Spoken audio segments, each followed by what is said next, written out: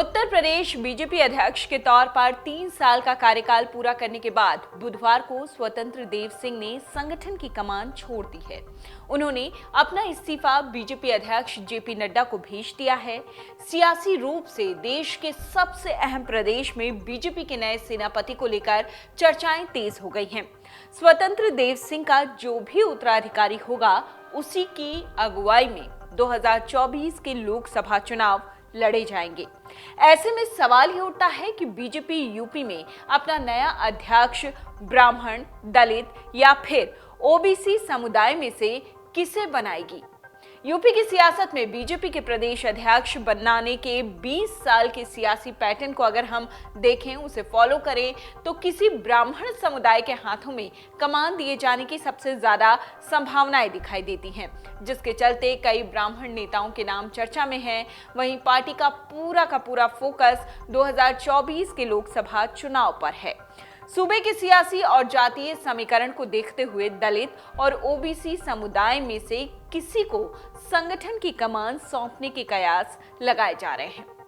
क्या ब्राह्मण चेहरे को मिलेगी कमान? ये एक बड़ा सवाल है। उत्तर प्रदेश बीजेपी अध्यक्ष के लिए ब्राह्मण समुदाय से जिन नामों पर चर्चा तेज है, उनमें पूर्व उप मुख्यमंत्री डॉक्टर दिनेश शर्मा, पूर्व ऊर्जा मंत्री श्रीकांत शर्मा, कन्नौज के सांसद और प्रदेश महामंत्री सुब्रत पाठक, अलीगढ़ के सांसद सतीश गौतम, नोएडा के सांसद डॉक्टर महेश शर्मा और प्रदेश उपाध्यक्ष विजय बहादुर पाठक, ये प्रमुख दावेदार माने जा रहे हैं। अगर ब्राह्मण समुदाय की बात करें तो ब्राह्मण समुदाय के नाम की चर्चा के पीछे एक बड़ी वजह यह बताई जा रही है कि बीजेपी पिछले 2 दशक से लोकसभा चुनाव के दौरान पार्टी की कमान यूपी में ब्राह्मण समुदाय के हाथ में ही देती रही है, तो विधानसभा चुनाव के दौरान ओबीसी समुदाय के अध्यक्ष बनाकर उसे उतारती रही है।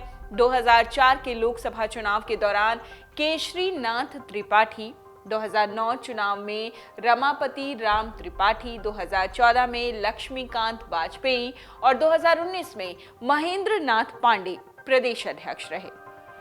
और इसी के चलते ब्राह्मण समुदाय के अध्यक्ष बनने की ज्यादा संभावनाएं दिख रही हैं, क्योंकि नए अध्यक्ष के नेतृत्व में 2024 के लोकसभा चुनाव होने वाले हैं।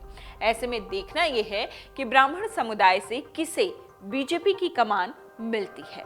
बात कर सकते हैं ओबीसी अति पिछड़ा वर्ग से कौन होगा। अगर प्रदेश अध्यक्ष बनाया जाए तो कौन कौन से नाम सामने आ सकते हैं, वो भी आपको बता देते हैं।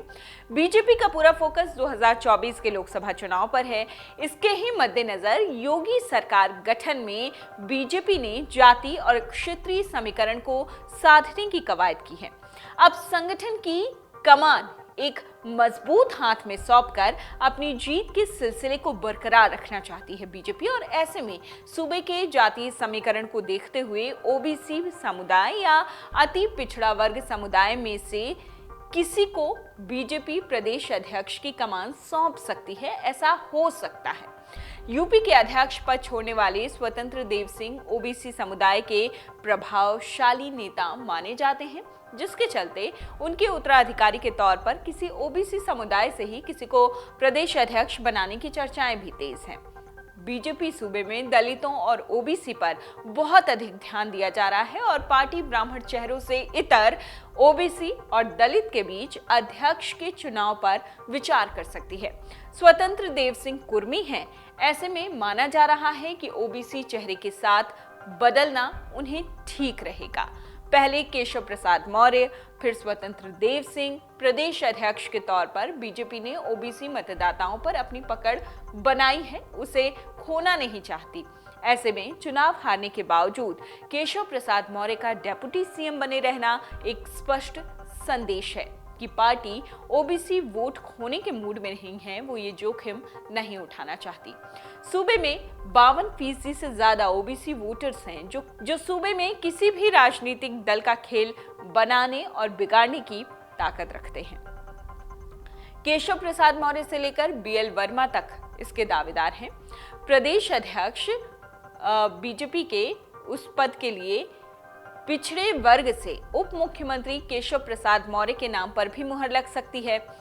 बीते दिनों केशव की 2 दिवसीय दिल्ली यात्रा के दौरान उन्होंने प्रधानमंत्री नरेंद्र मोदी और बीजेपी नेताओं से मुलाकात की थी। केशव के नेतृत्व में भी बीजेपी ने 2017 में 325 सीटें जीतने का रिकॉर्ड बनाया। ऐसे में उनके नाम की चर्चा तेज है, लेकिन साथ ही केंद्रीय मंत्री BL वर्मा और पंचायती राज मंत्री भूपेंद्र सिंह चौधरी भी इसके प्रबल दावेदार माने जा रहे हैं। केंद्रीय मंत्री BL वर्मा ओबीसी के लोध समुदाय से आते हैं, जो बीजेपी का कोर वोट बैंक माना जाता है। कल्याण सिंह के दौर से ही लोध बीजेपी के साथ है। ऐसे में BL वर्मा की चर्चाएं तेज हैं, जो रुहेलखंड से आते हैं। वहीं भूपेंद्र सिंह चौधरी जाट समुदाय से आते हैं। जाट समुदाय से आने वाले दूसरे नेता और केंद्रीय मंत्री संजीव बालियान के नाम की भी खूब चर्चा है। वहीं ओबीसी कैंप से मंत्री धर्मपाल सिंह के नाम पर विचार किया जा रहा है।